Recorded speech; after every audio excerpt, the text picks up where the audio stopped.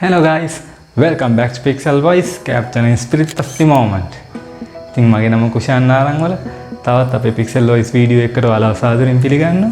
අද වීඩියෝ එක විශේෂයි මොකද මම කලින් වීඩියෝ එකක් බලපු යාළුවෙක් අහලා තිබ්බා මැක්‍රෝ ෆොටෝස් වගේ ගන්න කොහොමද බෑග්ග්‍රවුන්ඩ් එක බ්ලර් කරලා. ඉතින් මම එයාට ඒ වෙලාවේ උත්තරයක් දුන්නා. විදි දෙකක් මම දන්නවා. එකක් කැමරාවෙන් ෆොටෝ එක ගන්නකොට බෑග්ග්‍රවුන්ඩ් එක බ්ලර් කරලා ගන්න පුළුවන්. දෙවෙනි විදිය තමයි මට ගත්ත ෆොටෝ එක ෆොටෝෂොප් වලට දාලා ඕන්න ඉතින් එඩිට් කරලා බෑග්ග්‍රවුන්ඩ් එක බ්ලර් කරගන්න පුළුවන් කියලා.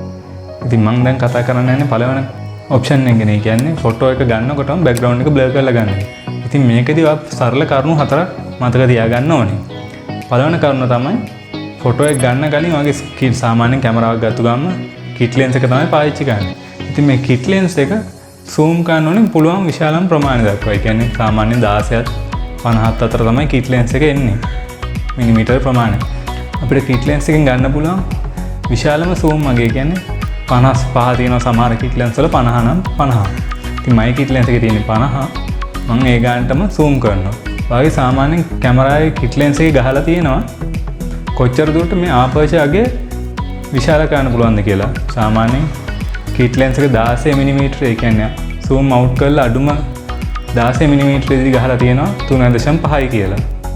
ඒ වගේම 50 mm කරා ඒ කියන්නේ zoom in කරලා ගොඩක් zoom කරාම ඒ උපරිම zoom මට්ටමේදී ගහලා තියෙනවා 5.6යි කියලා. මම කිට් ලෙන්ස් එක ගහලා තියෙන්නේ එහෙම ගොඩක් common use කරන්නේ ඒ වගේ අගයන් තමයි කිට් ලෙන්ස් වල එන්නේ. ඉතින් ওই 5.6ට වගේ ආපර්චර් වැලියු එකක් තියෙන්න ඕනේ. ඒකත් මතක තියාගන්න ඕනේ.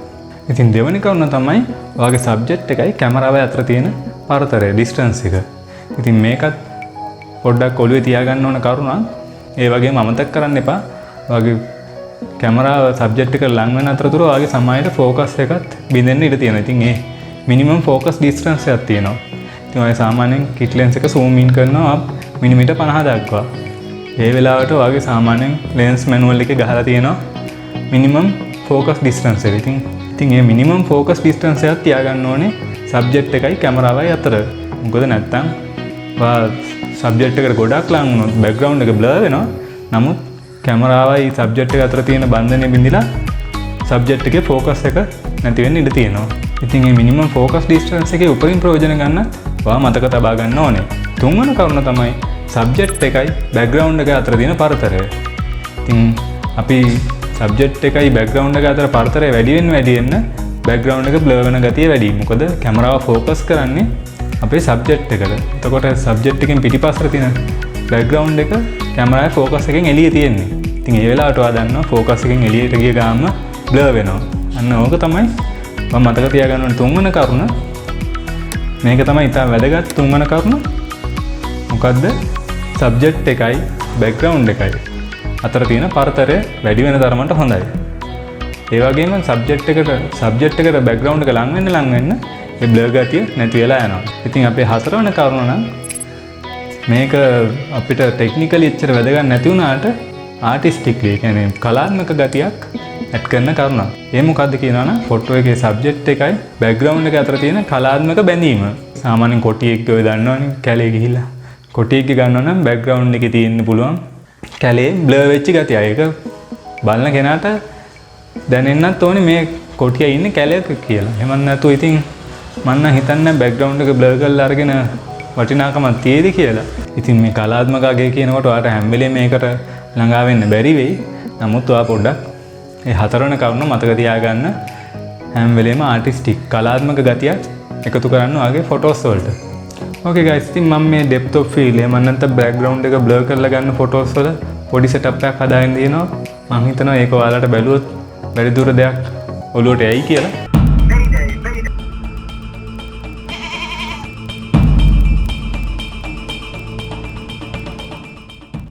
ඕකේ ගයිස්, දැන් අපි බලමු මම මුලින් සඳහන් කර කරුණු හතර බ්‍රේක් ඩවුන් කරලා one by one. ඉතින් මම මුලින්ම කිව්වා ඔයාගේ ආපර්චර් එකයි zoom level එකයි maximum තත්ත්වය තියෙන්න ඕනේ කියලා. ඉතින් මම ඔයාලට demonstrate කරන්නේ kit lens එක පාවිච්චි කරලා. ඉතින් අපේ kit lens එක ගහලා තියෙනවා මෙතන maximum aperture level 1 mm zoom තත්ත්වයේදී. ඉතින් මේක මිලිමීටර් 16ක් 50ක් අතර kit lens එකක්. එතකොට මේකේ මිලිමීටර් 16 දී 3.5ක ආපර්චර් ගයක්. ඒ කියන්නේ විවරයේ විශාලත්වයක් ගන්න පුළුවන්. අනිත් එක මිලිමීටර් 50 දී 5.6ක විශාලත්වයක් ගන්න පුළුවන්. තව මතක තියාගන්න ඕනේ දෙයක් තමයි මේ මිනිමම් ෆෝකස් ඩිස්ටන්ස් එක. ඉතින් මේක මිලිමීටර් 16 දී මිනිමම් ෆෝකස් ඩිස්ටන්ස් එක මීටර් 0.25යි. එහෙනම් අඩි වලින් ගන්නවා නම් මේ ගන්න 0.8යි. ඉතින් මිලිමීටර් 50 දී මිනිමම් ෆෝකස් ඩිස්ටන්ස්. ඒ කියන්නේ ඔයගේ සබ්ජෙක්ට් එකට ෆෝකස් වෙන්න කැමරාව කොච්චර දුරින් තියෙන්න ඕනද කියලා තමයි කියන්නේ. ඉතින් මිලිමීටර් 50 දී සබ්ජෙක්ට් එකයි කැමරාව අතර දුර අවමේ තියෙන්න ඕනේ මීටර වලින් ගන්නවා නම් 0.3. අඩි වලින් ගන්නවා නම් 0.98ක් පරතරයක් තියෙන්න ඕනේ. ඉතින් ඔය කරුණු පොඩ්ඩක් මතක තියාගන්න. මුලින්ම අපිට මේක මැක්සිමම් zooming level එක තියෙන මිලිමීටර් 50. ඉතින් මම ඒ ගානට මේක zoom කරගත්තා. ඉතින් අනිත් එක තමයි අපේ ආපර්චර් එක. මේකත් 5.6 තමයි මිලිමීටර් 50 දී මට ගන්න පුළුවන් උපරිම ආපර්චර් එක. දැන් මේකේ වලට පේන හැටි පොඩ්ඩ අඳුරු ගතියක් තියෙනවා. ඉතින් මම ISO වගේත් පොඩ්ඩක් වැඩි කරගන්නවා. 400කට වගේ දානවා. ෂටර් ස්පීඩ් එක ඒ සෙලවීම නවත්ත ගන්න මම අතේ තියන් ෆොටෝ ගන්න හින්දා මම 60කට වගේ තියා ගන්නවා. ෆෝකස් පොයින්ට් එක මම මැනුවලි තමයි හදාගන්නේ. අපි හදාගමු නිල් පාට සෙල්ලම් බඩුවල ෆෝකස් එක. හරි දැන් අපි කැමරාවේ සෙටින්ග්ස් නම් හදාගත්තා. ඉතින් අපි දෙවෙනි කරුණේ සඳහන් කරේ හැකිතරම් සබ්ජෙක්ට් එකට ළඟා වෙන්නයි කියලා. ඉතින් අපිට මෙතනදී පොඩි වාසියක් තියෙනවා. මම ඔයාලා ඩෙමොන්ස්ට්‍රේට් කරන්න ඕන හින්දා සබ්ජෙක්ට් එක ළඟා වෙන්නේ සබ්ජෙක්ට් එක මගේ කැමරාව ආසන්නයට ගන්නවා මම. මොකද එතකොට මට සබ්ජෙක්ට් එකකින් ඉඳන් දුරට තුන්වෙනි කරුණට වාසි වෙනවා. ඉතින් තුන්වෙනි කරුණේදී කිව්වේ සබ්ජෙක්ට් එකයි බෑග්ග්‍රවුන්ඩ් එක අතර පරතරය. මොකද සබ්ජෙක්ට් එකයි බෑග්ග්‍රවුන්ඩ් එක අතර පරතරයක් තිබ්බොත් තමයි ඒ අතරතුර අපිට ඩෙප්ත් එකක් ගැඹුරක් පේන්නේ. එහෙම නැත්නම් බ්ලර් වෙන්නේ නැහැ. මොකද සබ්ජෙක්ට් එකයි බෑග්ග්‍රවුන්ඩ් එකයි දෙකම එක ළඟ තියෙනකොට ඔයාලට සබ්ජෙක්ට් එකට ෆෝකස් කරාම බෑග්ග්‍රවුන්ඩ් එකටත් ෆෝකස් එක වදිනවා. ඉතින් ඒකයි සබ්ජෙක්ට් එකයි බෑග්ග්‍රවුන්ඩ් එක අතර පරතරයක් තියාගන්නත් ඕනේ කිව්වේ. ඉතින් හතරවෙනි කරුණේදී නම් සඳහන් කරේ ඇන්ගල් එක. ඔයා ෆොටෝස් ගන්නකොට ආටිස්ටික් ලුක් එකක් ඇඩ් කරන්නයි කියලා. ඉතින් ඒක මෙතනදී ආටිස්ටික් ලුක් එකක් ගන්න බෑ. මොකද මම මේ සෙටප් එක හදපු එකක් තියෙන හින්දා මම මේකට ගැලපෙන විදිහට තමයි කට්ටියව තෝරගත්තේ. ඉතින් හරි දැන් අපි ෆොටෝ එකක් අරන් බලමු. අපේ ආපර්චර් ලෙවල් එක අපි හදාගත්තා. සබ්ජෙක්ට් එකයි කැමරාව අතර මිනිමම් ෆෝකස් ඩිස්ටන්ස් එකක් තියාගත්තා. සබ්ජෙක්ට් එකයි බෑග්ග්‍රවුන්ඩ් එක අතරත් අපි පරතරයක් හදාගත්තා. ඉතින් අපි ෆොටෝ එකක් අරන් බලමු දැන්. අපි ඉස්සෙල්ලා ෆොටෝ එකක් අරන් බලමු සබ්ජෙක්ට් එකයි බෑග්ග්‍රවුන්ඩ් එක කොහොම එක ළඟ තියලා. මම අපේ නිල් පාට සුපර්මෑන්ට තමයි ෆෝකස් කරන්නේ.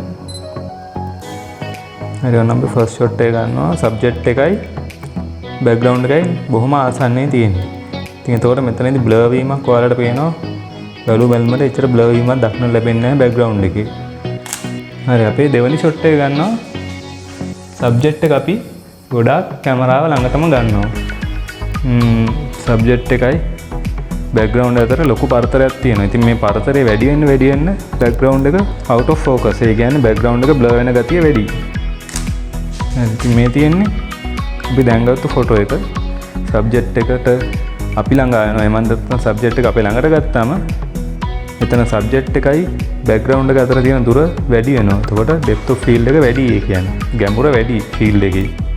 මෙතන ඉඳන් තියෙන දුර ප්‍රමාණය වැඩි. මේක තවත් දුරට යන්න ගොඩාක් බ්ලර් වෙලා යනවා. ඉතින් ඕක තමයි යාළුවා මේ සිම්පල් තියරි එක බෑග්ග්‍රවුන්ඩ් එක බ්ලර් කරන එකේ. ඉතින් මේක ඔයාලට මැක්‍රෝ ෆොටෝස් වලට ගන්නවා නම් ඒ විදියටයි. මේක ටෙක්නික් එකකින් එහෙ ඇති වෙනසක් නැහැ. ගොඩාක් දුරට ටෙක්නික් එක එකයි. ඉතින් ඔය වගේ තමයි සබ්ජෙක්ට් එක බෑග්ග්‍රවුන්ඩ් එකෙන් ඈතට යන්න බ්ලර් ගතිය වැඩි. ඉතින් මේ බෑග්ග්‍රවුන්ඩ් එක බ්ලර් කරලා ගන්න එකත් කලාවක් වුණාට මේක හැම වෙලෙම සාර්ථක වෙන්නේ නැහැ. මොකද අපිට බෑග්ග්‍රවුන්ඩ් එකත් ඕන වෙන අවස්ථාවල් තියෙනවා. සමහර ඡායාරූප තියෙනවා බෑග්ග්‍රවුන්ඩ් එකේ තමයි කතාව තියෙන්නේ.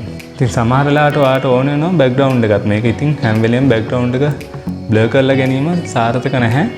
ඒක කල්පනාකාරීව තමයි පාවිච්චි කරන්න ඕනේ. මොකද ඔයාගේ සමායයට සබ්ජෙක්ට් එකයි බෑග්ග්‍රවුන්ඩ් එක අතර බැඳීමකුත් තියෙනවා. ඉතින් මේ බැඳීමත් ඔයාගේ ඡායාරූපෙන් ඉස්මතු වෙලා පෙන්නනවා නම් ඒක හොඳ කලාත්මක ඡායාරූපයක් වෙන්න ඉඩ තියෙනවා. ඉතින් මම හිතනවා ඔයාලා අලුත් යමක් ඉගෙන ගන්න නැති කියලා. මේ වීඩියෝ එක වැදගත් කියලා හිතනවා නම් thumbs up එකක් දෙන්න. channel එකේ දිගටම රැඳී ඉන්න, subscribe කරන්න, bell icon එක click කරලා තියාගන්න. අලුතින් වීඩියෝ එකක් දැම්මම වර notification එක එයි. අපි නැවතත් මෙවැනි වීඩියෝ එකකින් ආයි හම්බ වෙමු. ටිකක් ගිහිල්ලා එන්න.